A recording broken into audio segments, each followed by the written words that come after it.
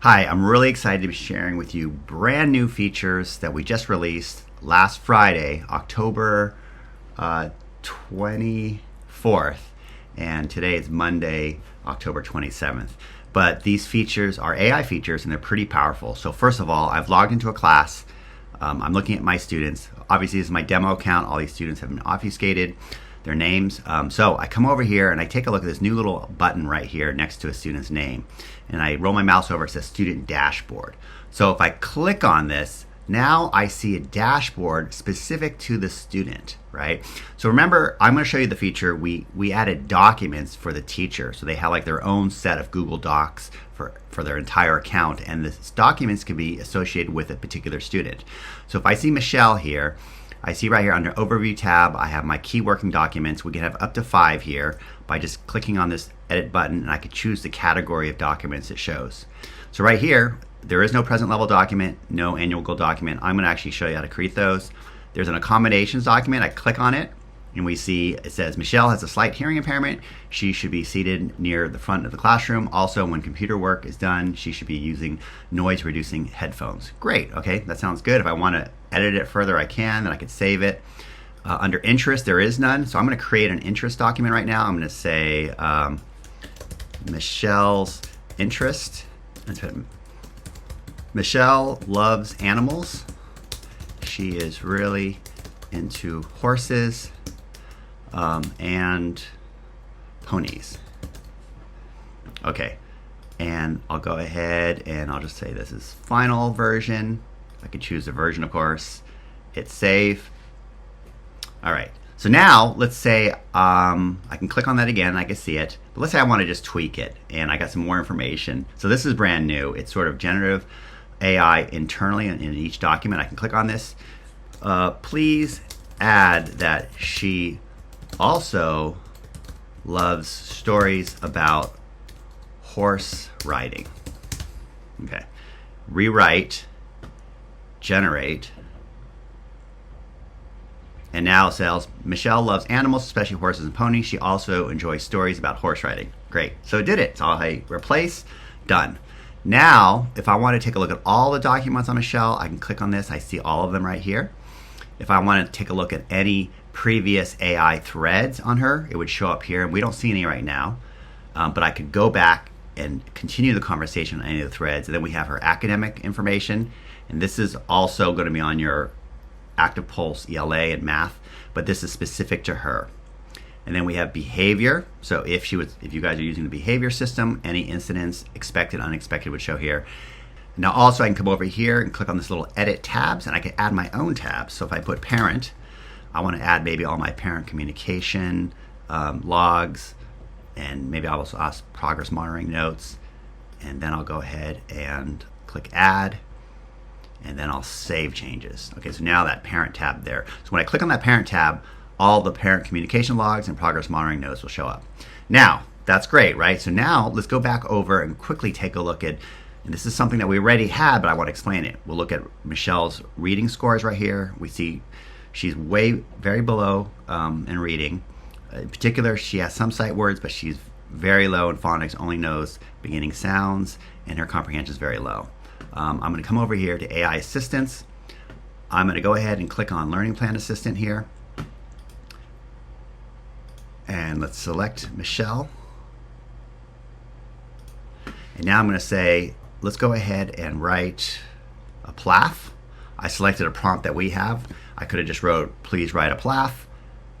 But this is one we previously wrote, and you could also store your own prompt. So if you have your own paragraph that works for writing a PLAAF, do that. The Dora and Adam data will be sent in to the Learning Plan Assistant, IRMA.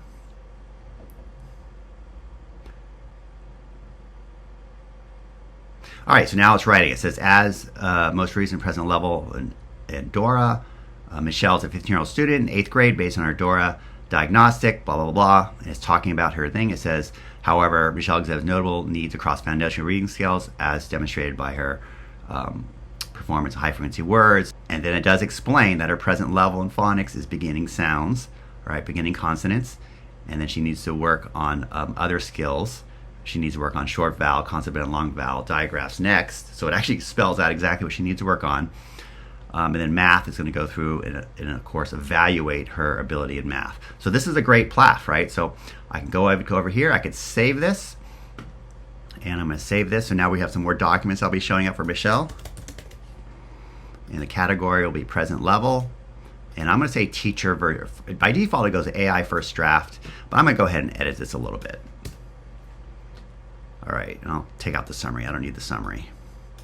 I'm editing that document. I'll hit save, teacher draft. I'll come over here to class tab. And I click on her dashboard. You'll see, okay, great. The present level document right there. I click on it, and here it is.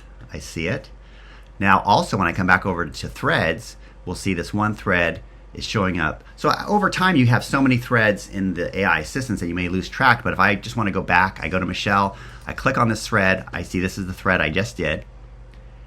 And if I wanted to open it back up in the assistant, I could, and I can continue the conversation, right? So this is what's really powerful. Now, by the way, when we look at Michelle here, and I click on this button right here, we see exactly the data that was sent in. So our system completely protects the teacher because it de-identifies and only sends the student's first name, their age, and then the date, and then here's all the reading scores, and here's all the math scores. So completely de-identified, right? Very powerful.